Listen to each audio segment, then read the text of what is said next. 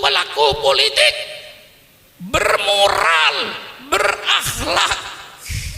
Sebagai seorang pemimpin, apa kewajibannya terhadap rakyatnya? Hai pemimpin-pemimpin, jangan kau berpikir apa yang akan saya ambil dari rakyat, tapi pemimpin, berpikirlah apa yang akan kau berikan kepada rakyatnya itu. Kalau kau selalu berpikir apa yang saya ambil dari rakyat, ya gampang, naikkan semua pajak. Maka pemerintah bukan berpikir apa yang saya ambil dari rakyat, tapi pemerintah berpikir apa yang harus saya berikan kepada rakyat.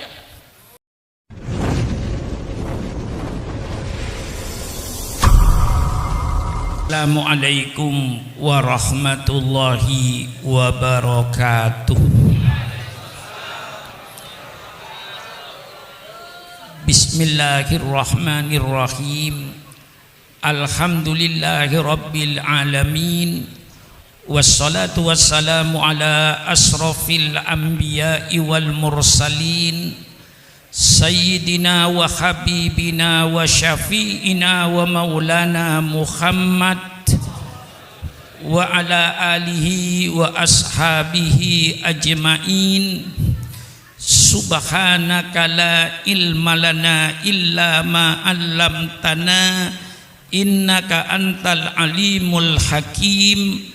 La haula wa la quwata illa billahil aliyil azim. Amma ba'du. Para alim ulama yang saya muliakan, para habaib yang saya muliakan, wabil khusus baru-baru Habib Hanif yang telah menyampaikan begitu semangatnya. Saya terbayang ketika umur saya dulu 30 tahun. Sekarang umur saya sudah 81 tahun. Apa yang disampaikan Habib Hanif tadi itu 100% yang saya sampaikan tadi kepada wali kota dan bapak polisi. Apa saya katakan kepada beliau tadi itu persis 100%. Pidato beliau terakhir itu saya katakan, pemerintah sadarlah bahwa Indonesia ini bukan negara Islam, tapi kebetulan Indonesia ini 90% rakyatnya beragama Islam. Maka kalau pemerintah mau bikin undang-undang, mau bikin peraturan, pakai pikiran. Siapa yang akan melaksanakan peraturan ini? Siapa yang melaksanakan undang-undang ini? Kau jangan bikin undang-undang peraturan semau-maunya. Pikirkan dulu, siapa yang akan melaksanakan peraturan yang kau bikin ini? Yang akan melaksanakan 90% beragama Islam. Jangan Anda bikin peraturan, ya Pak Jinuria. Jangan Anda bikin peraturan pemerintah yang bertentangan dengan Al-Quran dan Sunnah Nabi. Persilakan Anda bikin peraturan. Kalau peraturan itu jelas-jelas bertentangan dengan Quran dan Sunnah Rasulullah, umat Islam siap untuk tidak mengerjakan. Persis tadi saya katakan. Nggak ada bedanya. Inilah saudara-saudara, alhamdulillah sudah dibangkitkan semangatnya tadi. Sekarang tinggal saya ngisi ilmunya. Ya, sudah cukup tadi dibangkitkan dengan ilmunya, dengan semangatnya. Sekarang saya mau ngisi saudara. Agama Islam yang diturunkan oleh Allah terakhir sebagai penutup, itu syariat Allah dari langit sudah tumplek-blek. Bahasa Jawa ini. Ada orang Jawa enggak? Ada. Orang Jawa itu kalau sungguh-sungguh mesti kata akhir diulang. Kalau orang Jawa bilang kemarin di Jatinegara macet, enggak apa-apa, itu masih jalan. Tapi kalau orang Jawa bilang kemarin Pak Kiai di Jatinegara jalan macet. Itu orang Jawa itu. Matiin mesin. Udah, nggak usah jalan, matiin aja mesin udah. Kalau sudah macet, syariat Allah diturunkan oleh Allah sesuai dengan kepentingan manusianya. Tidak diturunkan sekaligus sama Nabi Adam. Karena diturunkan sekaligus sama Nabi Adam, banyak yang tidak dijalankan. Zaman Nabi Adam tidak ada undang-undang nyolong. Mengapa tidak ada undang nyolong? Karena zaman Nabi Adam tidak ada orang nyolong. Mengapa tidak ada orang nyolong? Karena tidak ada orang. Selesai. Untuk apa diturunkan undang-undang nyolong? Nggak ada gunanya itu. Dunia belum dikapling-kapling. Negara saja belum ada. Nggak perlu. Nggak diturunkan oleh Allah. Zaman Nabi Adam tidak diturunkan undang-undang perkawinan sempurna seperti kita ini. Mengapa? Karena zaman Nabi Adam tidak ada orang kawin. Mengapa tidak ada orang kawin? Ya tidak ada orang. Siapa mau jadi besan? Cukup Allah kasih kemurahan. Kakak kandung kawin dengan adik kandung, adik kandung. Kalau sekarang di Jatinegara ada orang mau kawin dengan adik kandungnya sendiri, itu anak salah lahir. Mestinya lahirnya zaman Nabi Adam. Datang Nabi Nuh sempurnakan, datang Nabi Ibrahim sempurnakan, datang Nabi Musa sempurnakan, datang Nabi Isa sempurnakan dengan kitab Injilnya. Datang Nabi Muhammad, semua kitab ditarik oleh Allah. Maka semua kitab ini sebenarnya menurut Al-Quran sudah tidak ada di permukaan bumi. Yang asli menurut Islam, Injil yang asli yang firman Allah kepada Nabi Isa, bukan perkataan Nabi Isa. Itu kitab Injil. Kitab Taurat itu perkataan firman Allah kepada Nabi Musa, dan bukan perkataan Nabi Musa sebagaimana Al-Quran. Al-Quran diturunkan sempurna. Semua syariat Allah tumplak blak, tumplak blak, gak ada sisanya lagi sudah. Sehingga Islam diturunkan mengatur segala-galanya. Orang yang berkata, kalau boleh saya katakan kaum sekuler, yang mengatakan bahwa agama tidak mengatur kehidupan manusia sehari-hari, sehingga agama dipisahkan dengan kehidupan manusia sehari-hari, itu menunjukkan orang itu orang yang tidak mengerti Islam. Kalau dia mengerti Islam dan mengerti syariat Islam, tidak mungkin dia berfaham sekularisme, karena Islam mengatur segala-galanya, mengatur rumah tangga. Mengapa Islam mengatur rumah tangga? Jawabannya gampang. Supaya yang namanya suami, yang namanya istri, yang nama anak mempunyai akhlakul karimah.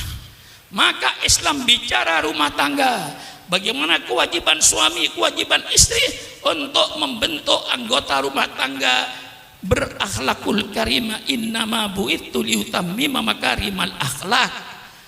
Allah berbicara soal bermasyarakat. Bagaimana kita bertetangga, bermasyarakat supaya rukun, supaya damai. Kembalikan kepada ajaran Islam. Mesti rukun, mesti damai. Tetangga dengan tetangga mempunyai akhlakul karimah. Man kana yu'minu billahi wal yaumil akhir falyukim jarahu. Subhanallah. Mengapa Islam bicara soal bermasyarakat? Supaya anggota masyarakat itu bermoral, berakhlak. Islam berbicara soal pertanian.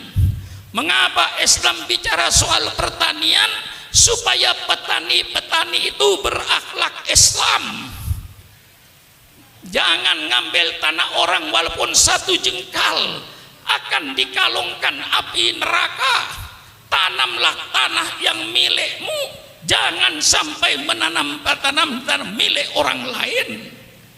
Nanti setelah panen apa kewajibannya?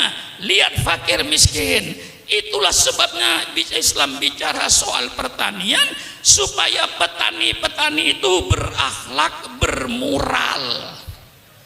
Mengapa Islam bicara ekonomi, bicara soal jual beli, bicara soal koperasi? Siapa bilang Islam tidak bicara soal ekonomi? Orang yang berkata Islam tidak bicara ekonomi itu orang yang bodoh, tidak tahu syariat Islam. Kalau dia baca Fathul Qorib, dia baca Fathul Mu'in, ada babul bai', bab tentang jual beli, ahallallahul bai'a wa harramar riba, ini ekonomi. Ar-rasi wal murtasi finnar, orang yang menyuap dan yang terima suap di neraka.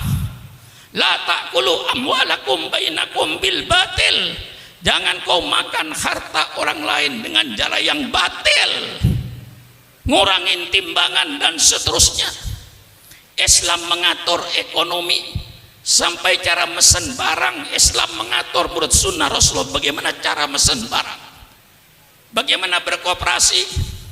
Islam mengatur bagaimana cara penanaman modal yang dikenal dalam hukum fikih babul qarad. Ada yang membaca babul qirat, persilakan. Bagaimana investasi dalam Islam? Islam berbicara sampai mendetil bagaimana memesan barang. Ya guys, sekarang ada online, ada syarat-syaratnya, memesan namanya babus salam. Bagaimana kita memesan barang, syaratnya bagaimana, pembayarannya bagaimana? Persilakan baca Fathul Qorib, Fathul Mu'in. Jadi kalau ada tokoh Islam berkata bahwa Islam tidak mengatur kehidupan manusia sehari-hari, itu keluar dari orang-orang yang bodoh dan tidak mengerti syariat Islam. Paham? Paham? Mestinya saya sudah tidak pidato begini. Dulu 40 tahun yang lalu saya begitu pidato begini. Tapi kalau sudah Islam dikutik-kutik, saya katakan jangan membangunkan macan tidur. Saya sudah tidur sebenarnya karena tua, tapi jangan coba-coba Islam itu dipermainkan. Syukur akan tampil sebagaimana dulu ketika umur 20 tahun, 30 tahun. Tangan saya masih mampu untuk nonjok-nonjok. Kalau ini sudah menyangkut soal Islam. Jadi orang yang berkata Islam tidak mengatur ekonomi, tidak mengatur politik, itu orang yang bodoh Islam. Ngaji. Jangan Islamnya cuma asyhadu an la ilaha illallah wa asyhadu anna Muhammadar Rasulullah, tidak pernah belajar Islam, tidak pernah ngaji tafsir, tidak pernah ngaji hadis, lalu berkata bahwa Islam tidak mengatur kehidupan manusia. Itu keluarlah dari pemikiran orang-orang yang bodoh Islam. Paham? Mengatur ekonomi, mengatur ekonomi supaya pelaku ekonomi bermoral, yang dagang berakhlak, yang buka industri berakhlak.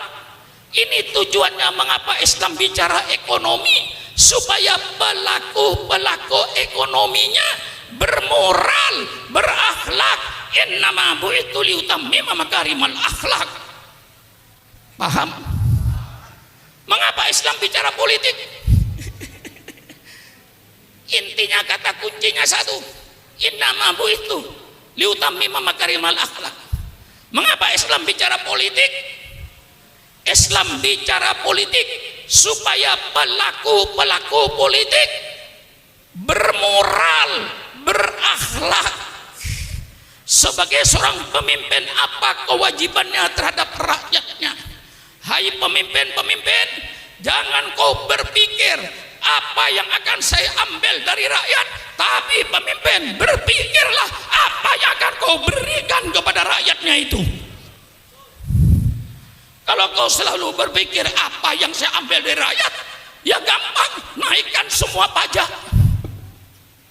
Maka pemerintah bukan berpikir apa yang saya ambil dari rakyat, tapi pemerintah berpikir apa yang harus saya berikan kepada rakyat. Bagaimana? Bagaimana? Ngotot lagi saya ini, dipancing Habib Hanif tadi itu. Lah ini Islam. Siapa bilang Islam tidak bicara politik? Yang melarang kiai bicara politik, yang melarang ulama bicara politik di masjid-masjid, di masjid taklim adalah Belanda.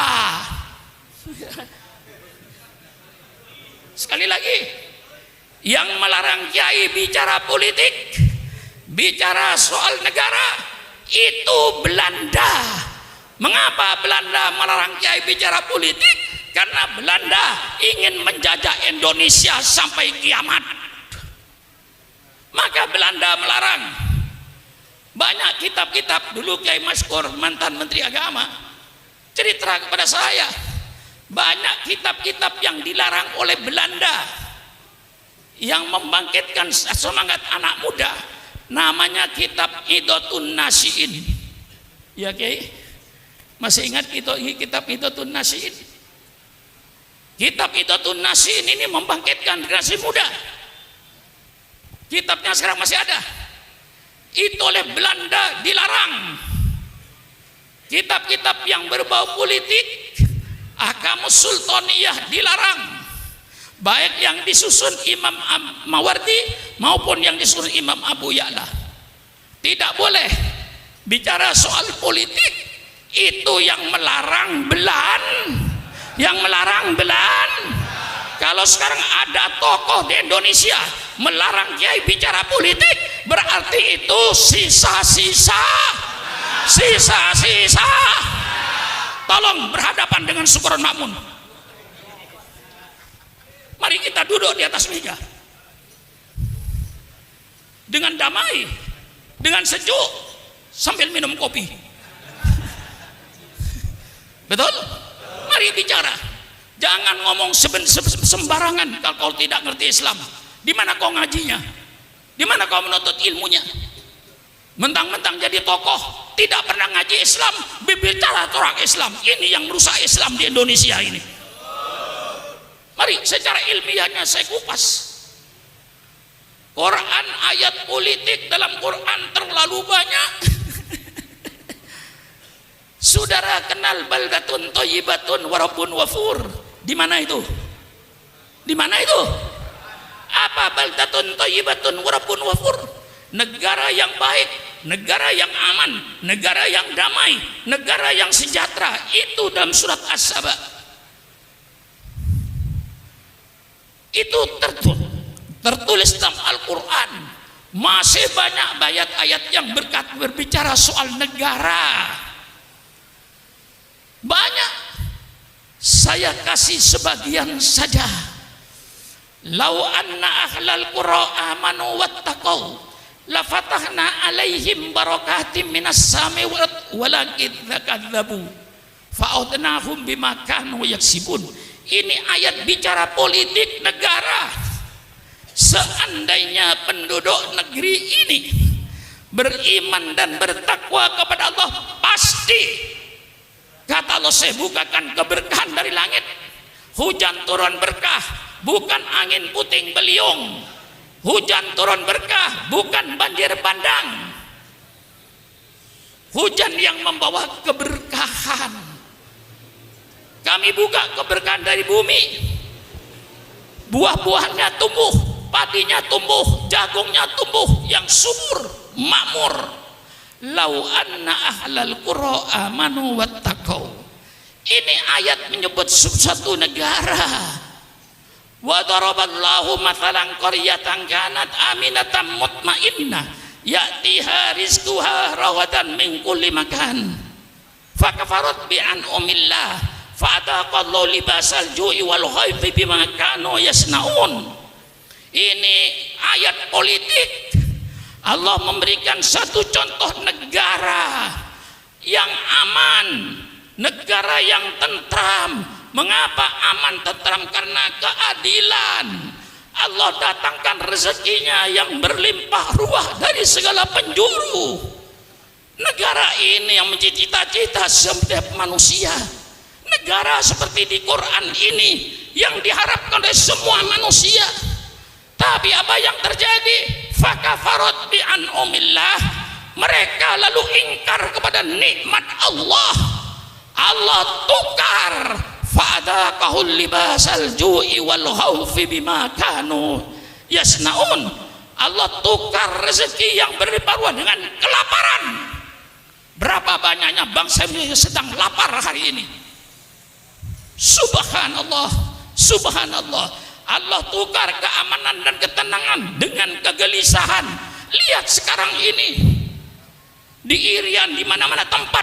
Subhanallah, subhanallah. Allah bicara negara, malah Allah menceritakan lagi bagaimana Allah cara menghancurkan suatu negara. Ini terperinci dalam Al-Quran. Dalam Al-Quran terperinci. Idza aradna an nuhlika qaryatan amarna mutrafiha fafasaku fiha faqa alaihil qawlu fadammarnaha tadmira. Kalau Allah ingin menghancurkan suatu negara, apa yang Allah jadikan? Allah perintahkan orang-orang yang bergelimang dalam kenikmatan untuk taat kepada Allah, tapi mereka tidak taat kepada Allah. Orang-orang kayanya yang bergelimang dengan kenikmatan itu, mereka main perempuan, main judi, mabuk-mabukan segala larangan Allah. Itulah Allah hancurkan negeri itu. Kalau ini sudah terjadi, ada yang membaca tafsir itu bukan amarna, dibaca amarna. Kalau Allah ingin menghancurkan suatu negara, maka Allah jadikan pemimpin negaranya itu orang-orang yang bergelimang dalam kemewahan. Karena mereka sudah bergelimang dalam kemewahan, dengan makan duit rakyat, dia lupa kepada rakyatnya. Dia kerjakan kedoliman, dia kerjakan ketidakadilan. Disitulah Allah hancurkan negeri itu. Bagaimana? Ini nyumbang atau mendoskan Habib Hamid pada saya ini. Ya karena saya orang tua, maka diletakkan belakang itu benar itu. Persilakan Kiai bicara, segala macam bicara bebas. Syukur Mamun suruh terakhir mesti nyambung. Kayak asli pidato, saya belakangan nyambung. Setiap kiai pidato saya belakangan nyambung. Tinggal nerusin aja. Maklum umurnya 81 tahun. Ya, bicara 8 apa? Saya ini pidato Habib Hanif sudah 53 tahun. Saya pidato sejak zaman Bung Karno. Saya sudah pidato melawan Bung Karno. Mestinya orang Betawi itu secara psikologisnya sudah bosan melihat saya. Mestinya bosan Anda.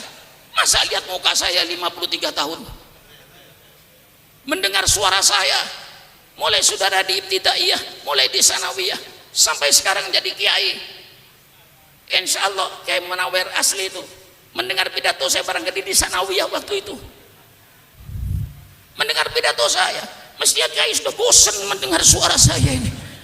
52 tahun 36 tahun suaranya itu aja, mukanya itu aja. Bosan enggak? Bosan enggak? Mengapa tidak bosan? Saya memberikan ini bahwa Islam itu bicara politik. Belanda yang melarang kiai bicara politik, maka saatnya para ulama, saatnya para habaib untuk bicara politik. Selamatkan NKRI ini, selamatkan Indonesia ini, selamatkan negara Republik Indonesia ini, supaya ulama kalau sayang negara, ulama bicaralah soal politik di masjid-masjid dengan syarat politik Al-Quran yang santun dan sopan. politik sunnah Rasulullah, politik yang santun dan sopan, bukan politik seperti sekarang ini yang penuh dengan hoak, penuh kebohongan, penuh ketidakadilan. Mari kita bikin politik yang sopan, politik yang santun, kembali politik yang sopan, politiknya Al-Qur'an. Ngotot saya ini, ngotot Kiai. Supaya Habib Hamid kalau pidato lebih ngotot dari saya, malulah sama saya kalau Anda tidak ngotot. Setua itu masih ngotot, masa yang muda-muda? Betul atau tidak, Bayi? Ini mungkin sudah coba bayangkan, kalau sekarang saya pidato kayak begini dengan umur 81 tahun, kira-kira ketika seumur 30 tahun kayak apa? Bayangkan aja sendiri. Pidato sudah 53 tahun. Dan ini sudah karena Islam. Islam bicara politik. Justru tadi dalam Habib Hanif sudah menjelaskan, Rasulullah menjadikan contoh. Tetapi di waktu itu tidak sebut ad-daulah al-islamiyah, tidak ada. Tidak ada. Yang ada negara Madinah.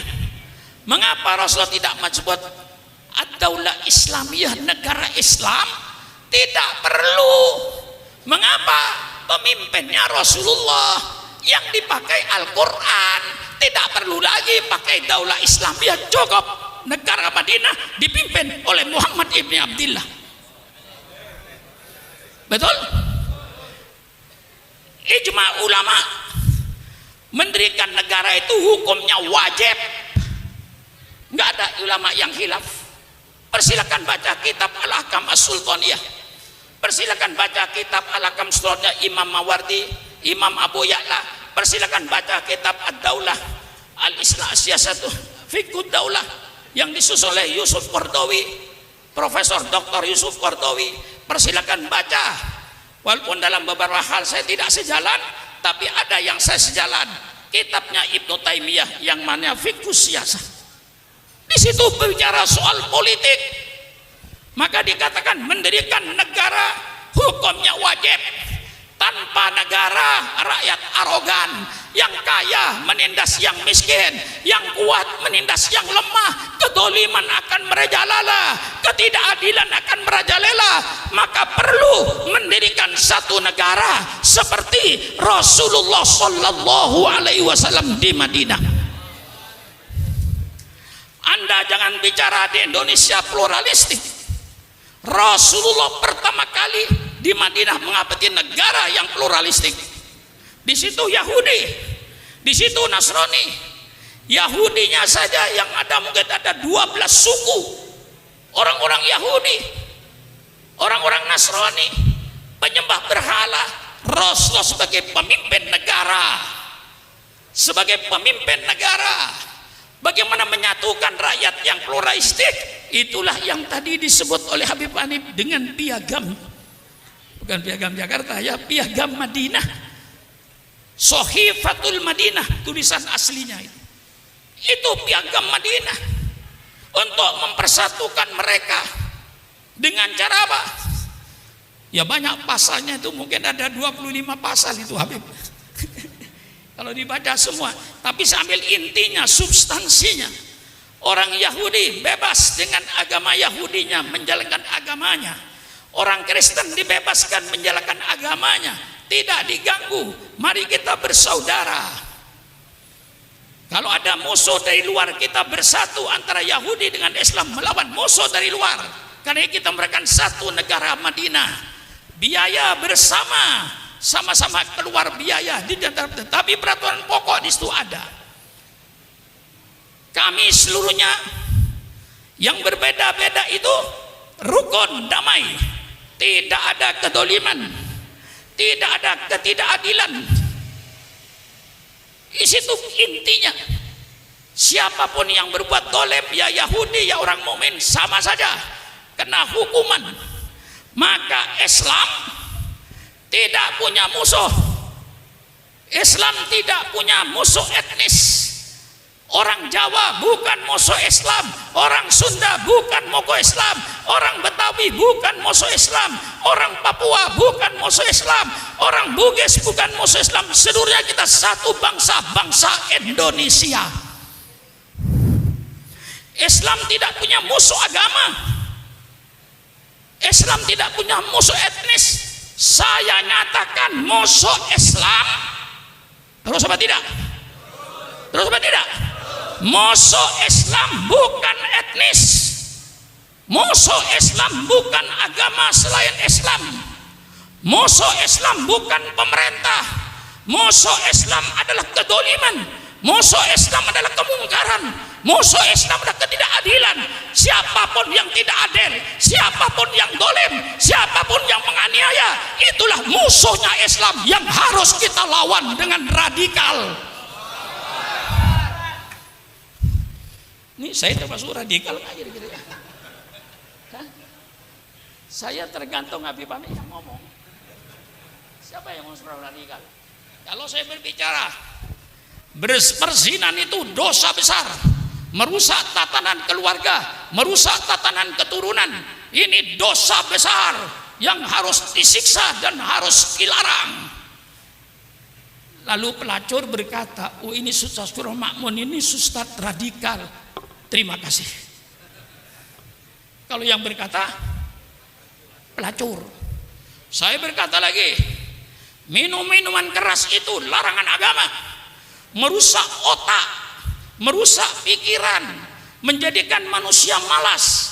Malah kalau sampai taraf kepada narkoba, daripada saya lihat badannya, lebih saya lihat kuburannya. Orang yang minum narkoba itu, lihat kuburannya saja daripada melihat orangnya. Orang yang tukang dagang narkoba ini kiai radikal. Siapa? Syukran Makmun. Terima kasih. Berarti saya nahi mungkar. Bagaimana Pak Effendi kira-kira? Benar ya? Kalau pemain judi, main judi itu dilarang oleh agama karena tidak mendatangkan harta, malah menghabiskan harta. Mendidik manusia malas, hanya duduk di meja judi tiap hari. Kalau hartanya habis dia ngerampok, hartanya habis dia nyolong, dan seterusnya dan seterusnya. Maka penjudian adalah perbuatan yang dilarang oleh agama. Penjudi bilang, ini kiai yang radikal. Terima kasih penjudi. Bagaimana kira-kira? Kalau berkata saya radikal, Pak Effendi, saya tak pikir-pikir ini benar nggak saya radikal, salah. Kalau yang berkata radikal orang yang dolim, orang yang pengkhianat negara, dikatakan seorang radikal, terima kasih. Berarti saya manusia yang amar ma'ruf nahi mungkar. Betul apa tidak? Betul apa tidak? Mengapa ijma ulama bikin negara wajib? Karena dua hal. Menurut Imam Ghazali, pertama, mengapa negara wajib didirikan? Yang pertama, hifdzuddin, untuk menjaga agama. Negara wajib menjaga agama. Agama diperkuat, jangan diperlemah, jangan membuat perpecahan dalam agama. Satukan agama itu, jangan dibikin pecah belah. Karena dengan kuatnya agama akan kuatlah moral bangsanya. Hancurnya agama, hancur moral bangsanya. Betul? Alhamdulillah kita hidup dalam negara republik berdasarkan Pancasila, ketuhanan yang Maha Esa. Ada kata ketuhanan Maha Esa, maka negara republik wajib menjaga agama Islam, wajib menumbuhkan agama Islam. Jangan sampai umat Islam pecah belah. Kesatuan Islam dijaga oleh pemerintah supaya jangan pecah belah, karena nanti akan menentukan moral bangsanya. Bagaimana? Ngotot juga saya ini Pak. Sudah. Yang kedua, mengapa kita wajib mendirikan negara? Ijma.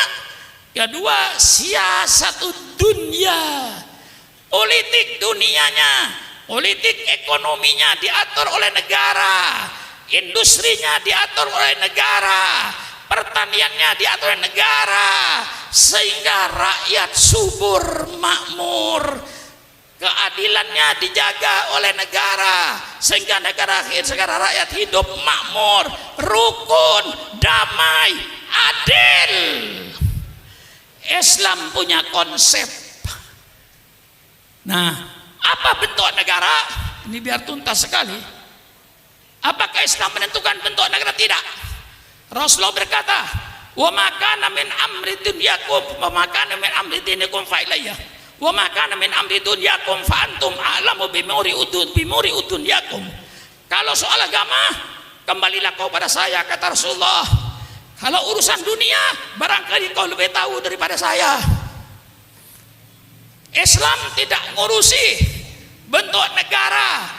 Mau republik kayak Indonesia, persilakan. Itu kesepakatan bangsanya. Mau bentuk kerajaan kayak Saudi, persilakan. Kesepakatan bangsanya. Mau bentuk kesultanan kayak Brunei, persilakan. Mau bentuk khilafah, persilakan. Khilafah itu tidak salah. Khilafah itu salah satu sistem bernegara. Salahnya, mengapa dia membuat khilafah kok di Indonesia berdasarkan republik? Tentu melawan bangsa Indonesia. Sama dengan saudara pergi ke Saudi sana, robah kerajaan Saudi menjadi Republik Saudi, insya Allah tengah malam kau hilang. Bukan berarti republik ini salah. Sama saja saudara bikin komplotan, Republik Indonesia mau dirubah kerajaan Indonesia, tentu saudara dilarang. Mau khilafah, mau republik, mau kerajaan, mau kesultanan, urusanmu. Yang penting inti dalam Islam substansinya, apapun bentuk negaramu, yang penting laksanakan perintah Allah, jauhi larangan Allah.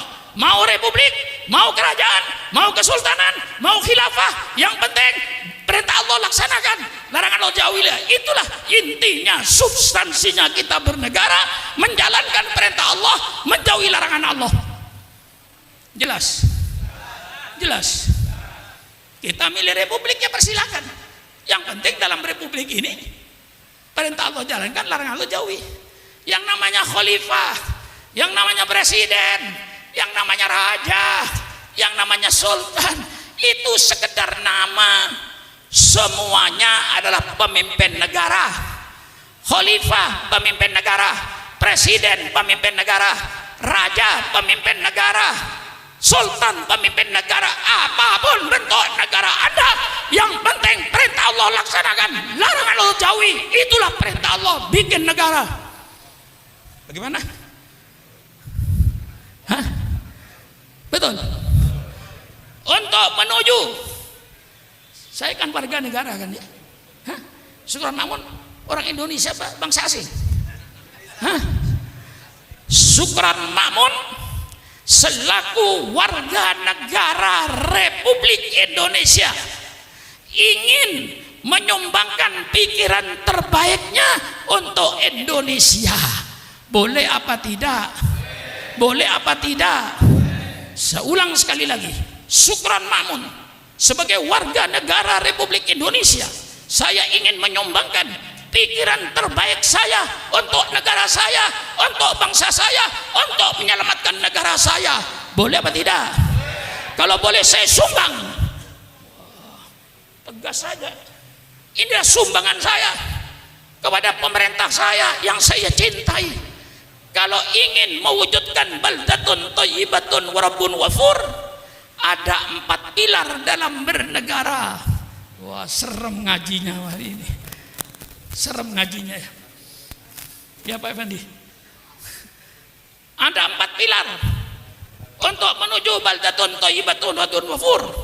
Yang pertama, saya baca dalam tata negara yang tadi disebut oleh Habib Hanif dalam bukunya Pemerintahan Umar Ibni Abdul Aziz.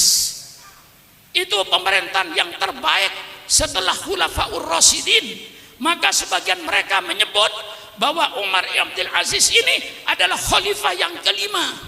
Dari bagusnya kepemimpinan beliau, dalam buku beliau yang saya baca, untuk menuju baldatun thayyibatun wa rabbun ghafur ada 4 pilar. Pilar yang pertama musyawarah. Itu apapun negara saudara, mau negara khilafah, mau negara republik, mau negara kerajaan, mau negara kesultanan, yang penting pertama kali musyawarah. Jangan mengeluarkan kebijaksanaan pribadi. Kebijaksanaan pemerintah itu sudah kumpul kabinet kerja, bermusyawarah. Hasil musyawarah itu berikan kepada rakyat, bukan kebijaksanaan pribadi menteri. Kalau pribadi menteri bikin kebijaksanaan sendiri, hancur negara ini. Maka inti bernegara itu musyawarah. Ini Islam.